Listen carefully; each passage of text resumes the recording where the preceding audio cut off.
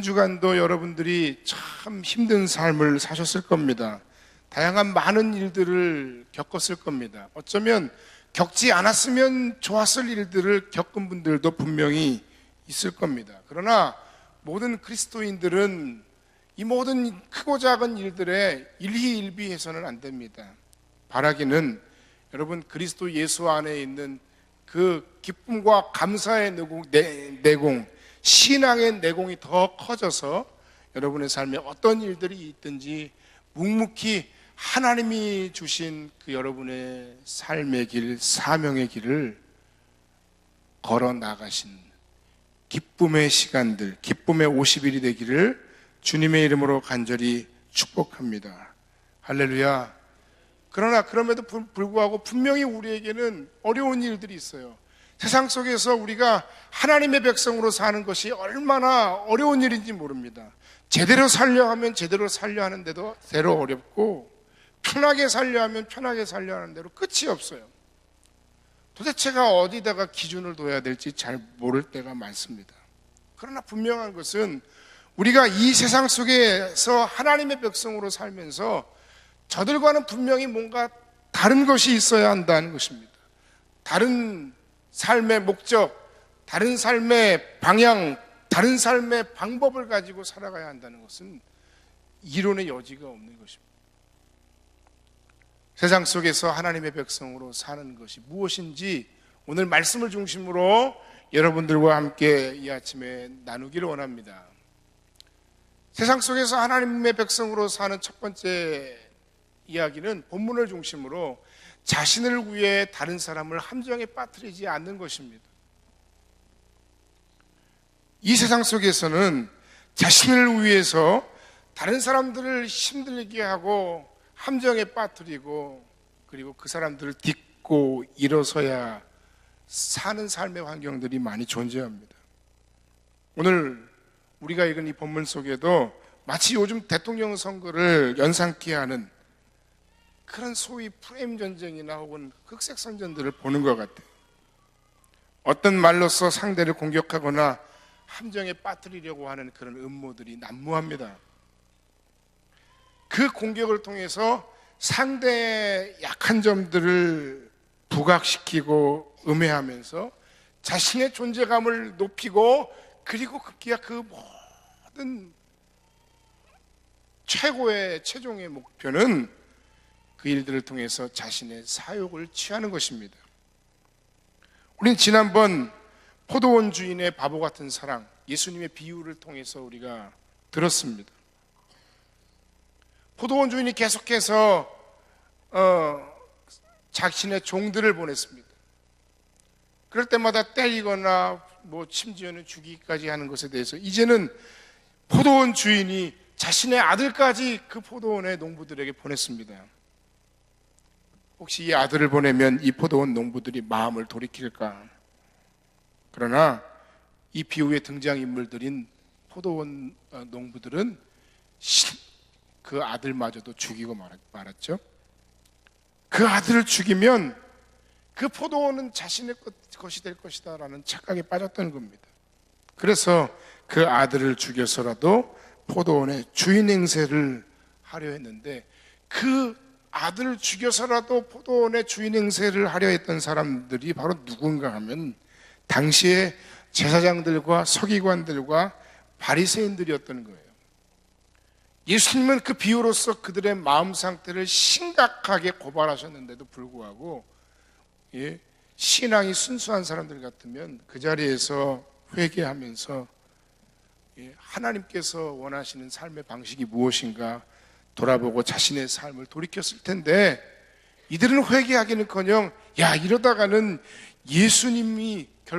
예수가 결국 자기들을 더 큰 위험에 빠뜨리겠구나, 자신들이 가지고 있는 어떤 그런 기득권들을 다 빼앗아가겠구나 하는 그런 생각을 했다는 것입니다. 그래서 오늘 본문의 배경이 바로 그겁니다. 바리새인과 그리고 열심당원들이 함께 모여서 예수님을 음해하기 시작했는데, 참 놀라운 사실은 이 바리새인과 열심당원들은 도저히 함께 할 수 없는 사람들이에요. 바리새인은 바리새인 나름대로 다른 사람들과 자신들을 구별하는 그 행위로 자신의 존재감을 부각했던 사람들이었고, 사실은 대부분이 기득권층이었고 유대 땅에서 유력하고 권세 있는 사람들이었어요.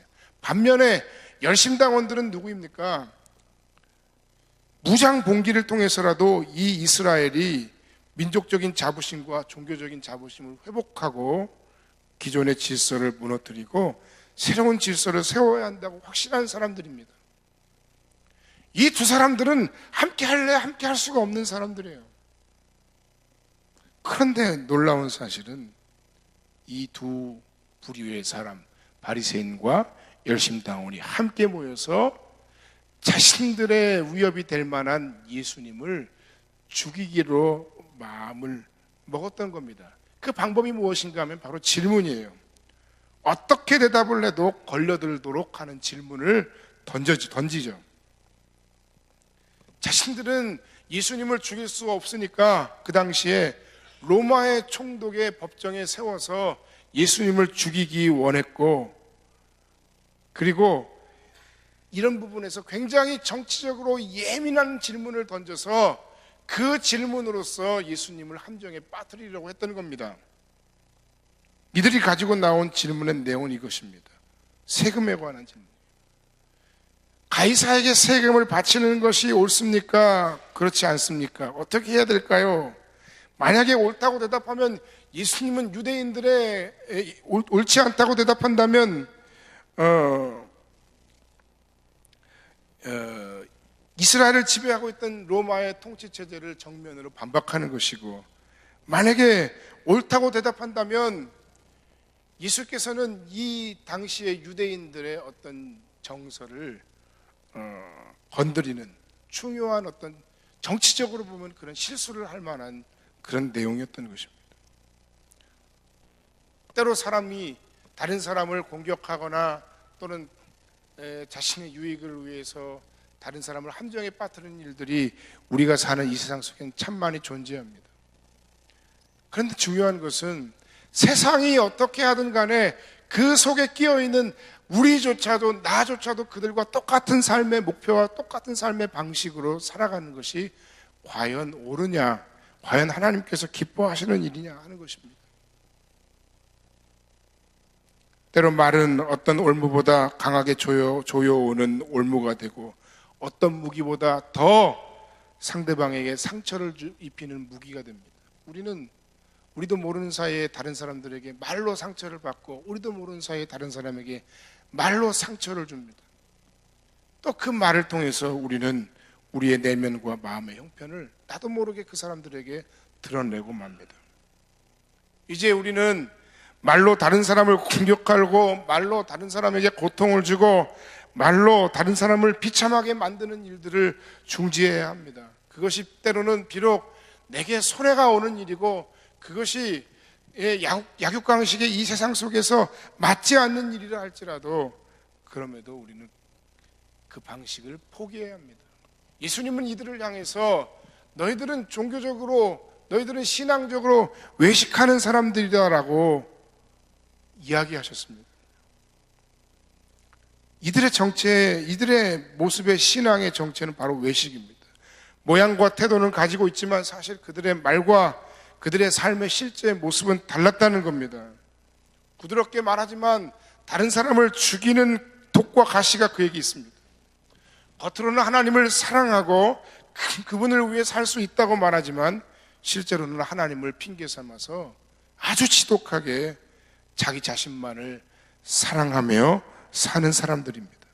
이들의 입은 하늘을 위해 살지만 이들의 삶의 실제의 모습은 영원히 죽지 않을 영생을 위해 사는 것이 아니라 내게 다시는 안 올 한 번뿐인 이 세상 속에서 불사르기 위해서, 이 세상만을 위해서 사는 사람들처럼 살아가고 있습니다.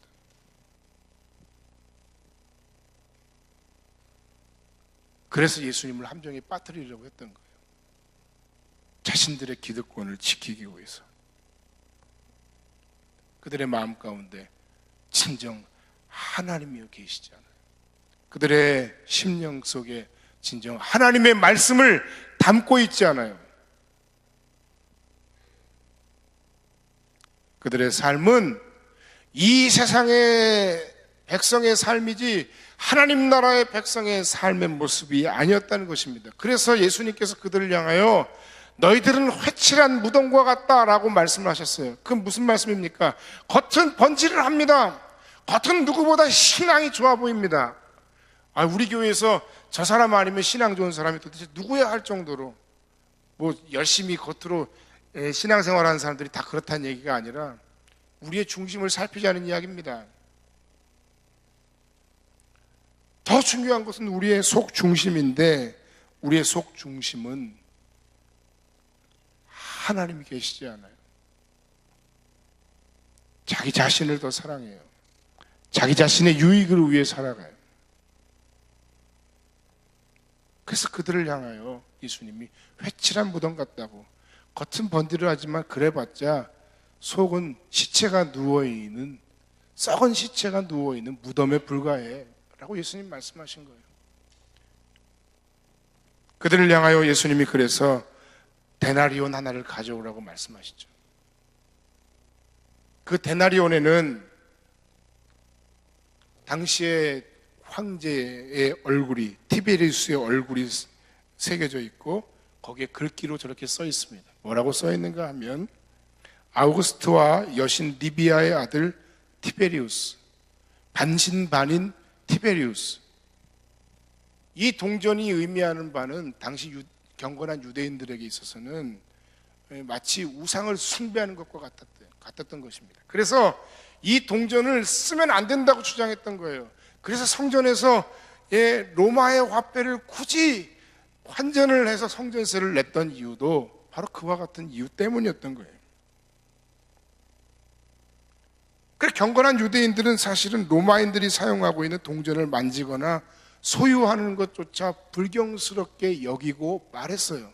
그런데 참 재미있는 사실은 예수님께서 그들의 외식을 꿰뚫어 보시고 그들의 외식을 증명하는 그 과정 속에 자, 너희들에게 가지고 있는 돈을 한번 갖고 와봐라. 근데 순식간에 그 돈이 나왔어요. 그 질문에 대한 대답으로. 겉으로 말로는 그 모든 것들을 불경하게 여겼지만 실제로는 만지지도 못하게 했던 그 동전을 그들이 소유하고 있었다는 것입니다. 여러분, 바로 이것이 외식입니다. 똑똑한 사람일수록, 많이 아는 사람일수록 오히려 조심해야 됩니다. 신앙생활을 오래 한 사람일수록 오히려 조심해야 됩니다.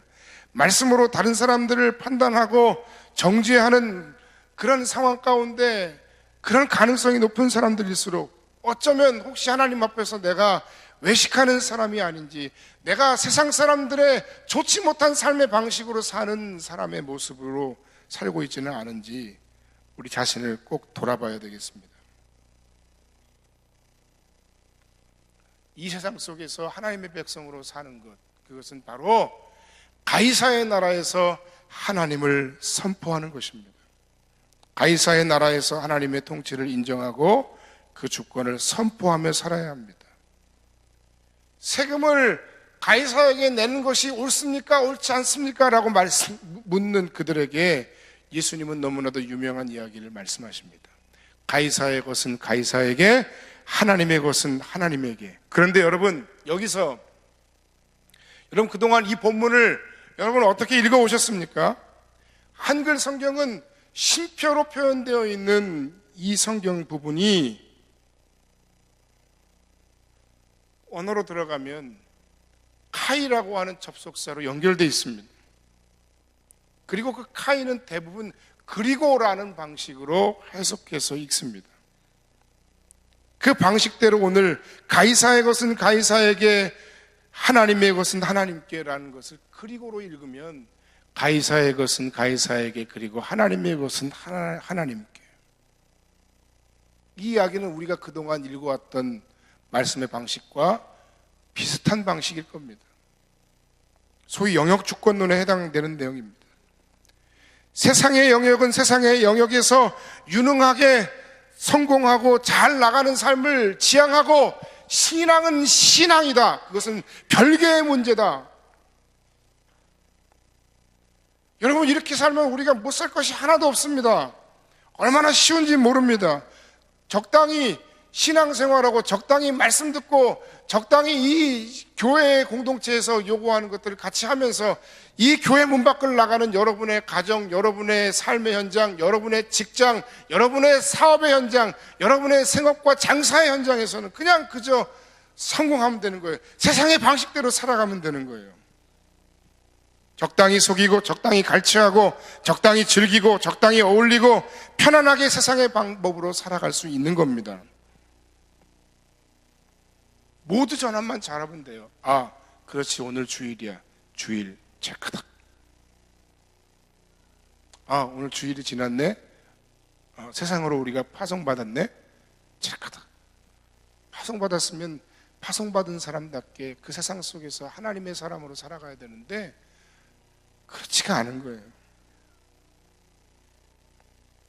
가이사의 영역에서 일어나는 문제는 내 문제가 아닌 거예요. 사람들이 얼마나 아프고 사람들이 얼마나 힘들고 사람들이 얼마나 고통받든지 나라가 어떻게 돌아가든지 아무 관심이 없어요.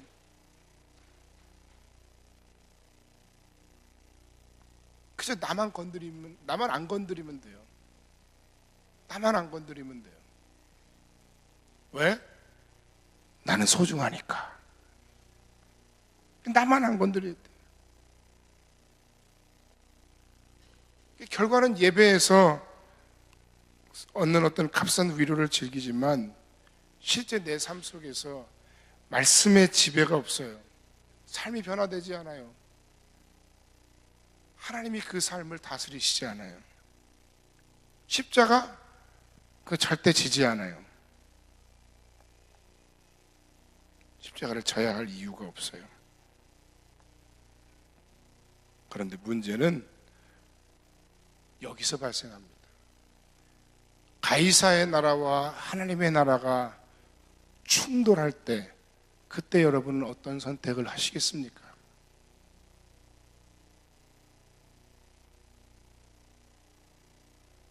어떻게 우리는 세상의 삶 속에서 하나님 나라의 시민으로 살 수 있는가? 아까 말씀드렸던 가이사의 것은 가이사에게, 하나님의 것은 하나님에게 라고 하는 그 콤마 혹은 그 접속사가 카이가 때로는 그리고가 아니라 그러나로 읽힐 때도 있다는 겁니다. 저는 오늘 본문에 가이사의 것은 가이사에게, 하나님의 것은 하나님에게 라는 것의 접속사 카이는 그러나라고 읽혀져야 한다고 생각합니다. 그렇게 읽으면 오늘 예수님이 우리에게 하신 말씀은 굉장히 의미심장하게 우리에게 다가옵니다. 직역하면 이런 뜻입니다. 이 세상과 우주 만물이 가이사에게 속한 것이라고 생각한다면 그렇게 살면 되고,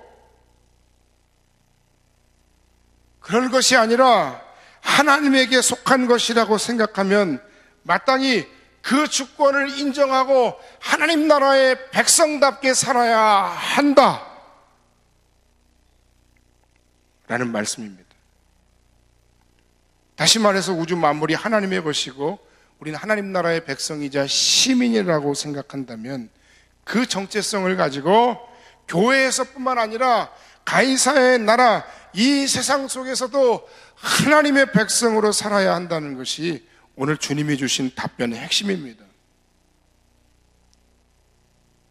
이 세상의 정부, 이 세상의 통치자, 우리나라 대한민국에 대해서도 같은 마음으로 생각해야 됩니다. 지난주에 어떤 분이 발표했다 그러더라고요. 다 좋은 이야기인데, 이 세상의 정부 통치자, 하나님이 권력을 주셔서 세워진 그 권력과 위정자들인 것이 분명합니다. 그들을 위해 기도해야 되고 그들과 함께 협력해야 되고 맞습니다. 그런데 거기까지만 얘기하면 안 됩니다. 그럼 반만 말한 거예요. 하나님의 백성은 하나님이 주신 권력과 통치의 수단 가운데 하나님의 공의와 정의, 하나님의 평화와 진리가 깃들어 있는지 없는지 감시해야 합니다. 그들의 잘못된 통치 행위에 대해서 침묵하라고 말씀하신 적이 없어요.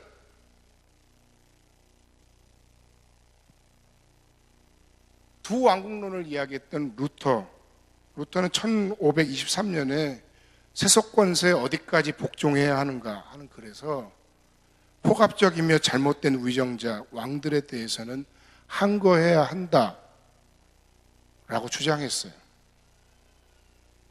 그러니까 반만 읽은 거예요. 우리가 계속해서 반만 읽고 있는 거예요. 나라를 위해 여러분 기도해야 돼요. 마치 저는 요새 보면서 뭐 인터넷에 나온 정보들만 이렇게 쫙 봐도 여기가 지금 이게 구한말인가? 예? 구한말. 지금 나라가 지금 큰 위기 가운데 있는데 마치 구한말을 보는 것 같아요. 우리를 위해서 우리는 우리 스스로 무언가를 결정할 수 없는 상황 가운데 처한 것 같아요. 기도해야 돼요.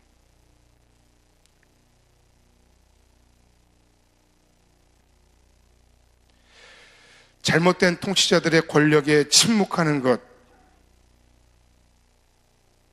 그것은 하나님이 우리의 시대에 이 사회에 보내신 하나님의 뜻을 거역하고 불순종하는 것입니다. 두 가지를 다 해야 합니다.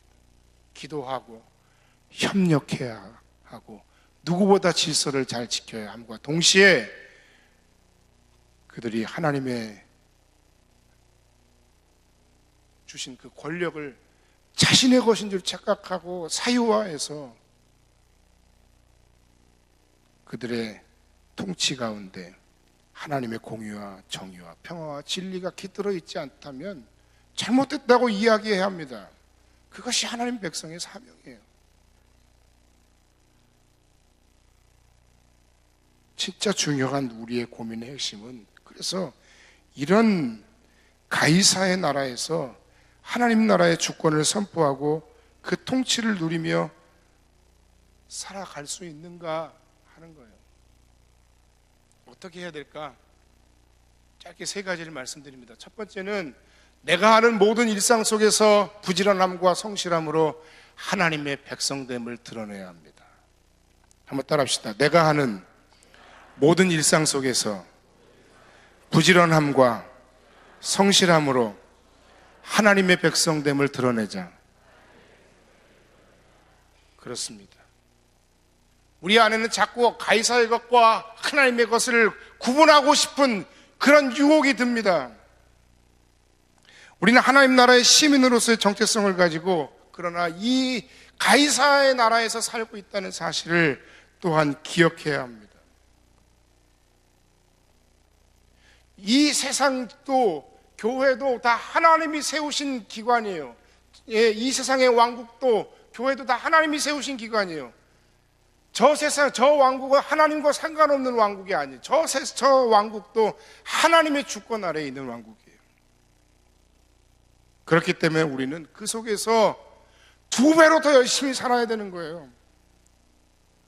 믿음의 선한 삶을 살겠다, 영적인 삶을 살겠다 해서 세상 가운데 우리가 남들보다 부지런하지 못하고 남들보다 성실하지 못한 것, 그것은 하나님의 백성의 삶의 모습이 아니라는 겁니다. 우리의 삶의 현장에서 하나님 나라를 우리가 살아야 됩니다. 여러분의 가정이 하나님의 것입니다. 여러분의 시간과 열심과 모든 재물이 하나님의 것입니다. 여러분의 직장과 일도 하나님의 것이며 그 모든 일이 하나님의 일을 감당하는 것이어야 하고 하나님께 영광을 돌리는 일이어야 한다는 것입니다. 그리고 그 모든 일들 가운데 하나님의 통치하심과 하나님의 주권이 선포되어야 합니다. 두 번째 따라합시다. 마음의 기쁨과 평안함으로 예수가 내 삶의 진정한 구주가 되심을 삶으로 선포하자. 어려운 일 투성입니다. 힘든 일 투성입니다. 답답한 일 투성입니다. 아픈 일 투성입니다. 그러나 그 속에서 기억해야 됩니다. 그럼에도 예수께서 우리를 위해 십자가에 달려 죽으셔서 교리적으로만 믿음으로써 내가 하나님의 자녀의 자리를 회복하고 영적으로 구원받은 것에 그치는 것이 아니라 이 죄 많고 이 어려운 우리의 삶의 현실 속에서 내가 지금 고통받고 내가 지금 힘들고 내가 지금 아프지만 그러나 주님께서 우리의 인생과 삶을 섭리하시고 다스리시고 그리고 선하게 인도하시기에 하나님 안에 있는 그리스도 예수 안에 있는 내 삶은 안전합니다. 할렐루야. 비록 힘들지만 아프지만 어렵지만 여러분 말로써 우리가 예수님이 당신을 위해 십자가에 달려 돌아가셨어요. 그 예수를 여러분이 믿음으로 고백하면 여러분이 구원받고 하나님의 자녀가 되어 거기서 끝나서는 안 돼요. 그거 굉장히 중요합니다. 그러나 그건 지금까지 우리가 계속 해온 일이고 그것과 아울러서 그것과 더불어서 진정으로 우리의 삶의 구주가 되심을 저 사람 요즘 되게 힘들 텐데 저 사람 안 좋은 일이 있다던데 근데 왜 저렇게 웃지? 미쳤나? 소망에 관한 이유를 묻는 자들에게 너희는 대답할 말을 항상 예비하라 라고 말씀하셨지 않습니까? 여러분의 삶으로 그냥 억지로 하라는 게 아니에요. 여러분이 진짜로 예수님이 여러분의 삶의 진짜 구주가 되심을 부활하신 그 예수께서 여러분의 삶의 진짜 주인이 되심을 여러분이 선포하고 살면 여러분이 그렇게 아프고 힘들고 어렵고 외로워도 여러분 기쁠 수 있어요. 평안할 수 있어요. 감사할 수 있어요. 그래서 바로 그런 여러분의 삶으로 그런 복음의 삶을 선포하라는 겁니다. 마지막 세 번째는 따라합시다. 내게 주어진 사람들을 소중히 여기고 그들과 함께 영적 순례자로 살아가자. 지난 월요일 화요일 노예를 마치고 노예에서 제가 맡은 게 있어서 굉장히 바쁜데도 불구하고 수, 목, 금, 토 어저께 저녁에 왔어요. 시간을 내는 게 정말 만만치 않았는데 냈어요. 같이 간 사람들이 저에게는 좀 의미가 있었기 때문에 그래요. 우리 교회의 목회와 관련해서 제가 굉장히 고민하는 부분 중에 하나가 바로 그런 부분이에요. 어떻게 하면 목회자가 생각하는 이 선교적 교회의 방향과 삶을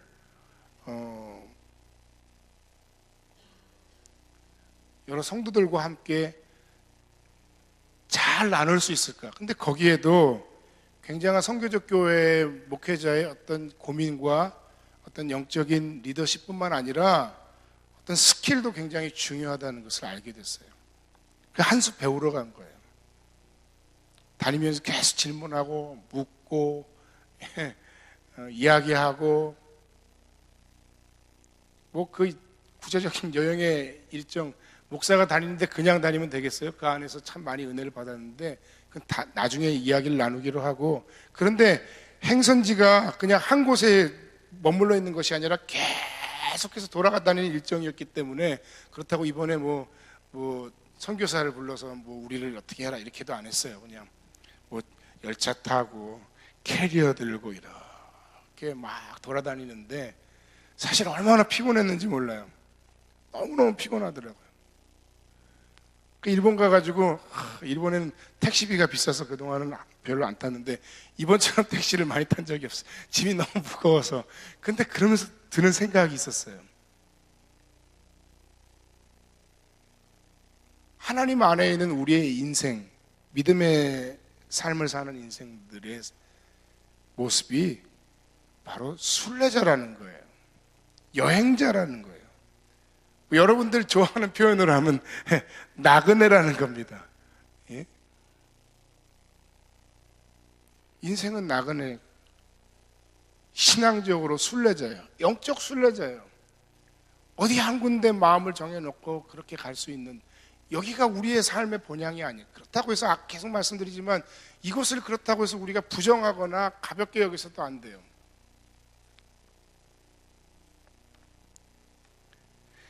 바울 사도가 고린도전서 9장에서 무슨 이야기를 했는가 하면, 약한 자들에게 내가 약한 자와 같이 된 것은 약한 자들을 얻고자 하며, 내가 여러 사람에게 여러 모습이 된 것은 아무쪼록 몇 사람이라도 구원하고자 함이니, 내가 복음을 위하여 모든 것을 행함은 복음에 참여하고자 함이라.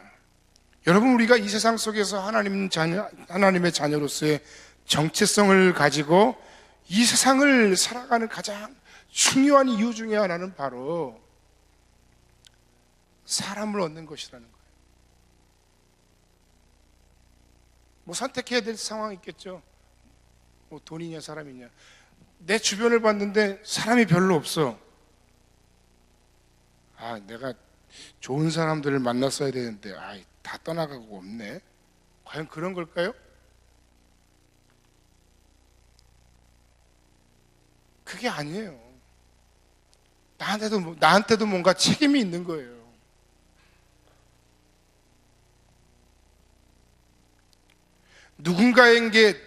누군가에게 좋은 선배가 되고, 좋은 리더가 되고, 좋은 후배가 되고, 좋은 동역자가 되는 것, 그건 그렇게 쉬운 일이 아닙니다.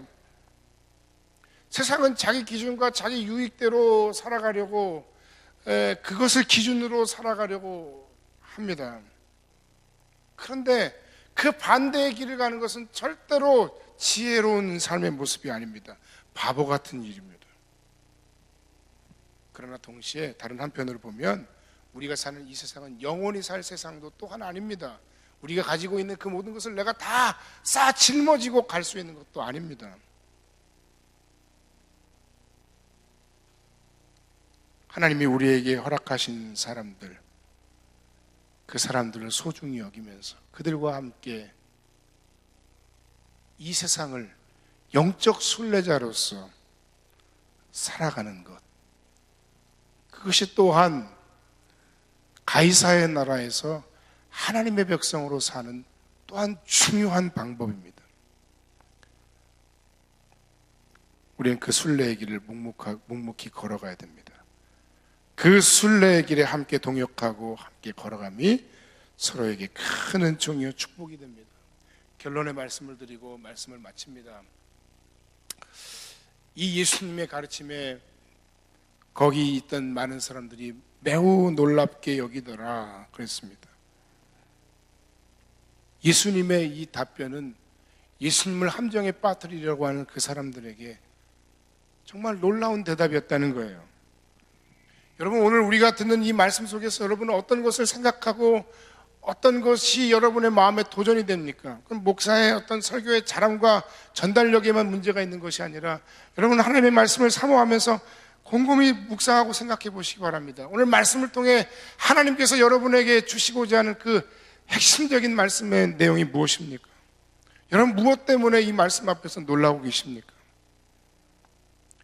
예수님께서 말씀하셨는데 그 예수님의 말씀에 대해서 우리가 들었는데 그것에 대해서 놀라운 것이 없다는 것은 불행한 인생입니다.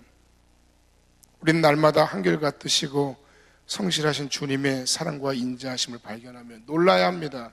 그 구원의 섭리하심과 심실하심이 날마다 우리의 심령에 사무쳐서 우리를 또한 놀라게 하시길 소원해야 합니다. 이제 믿음으로 결단하시기 바랍니다.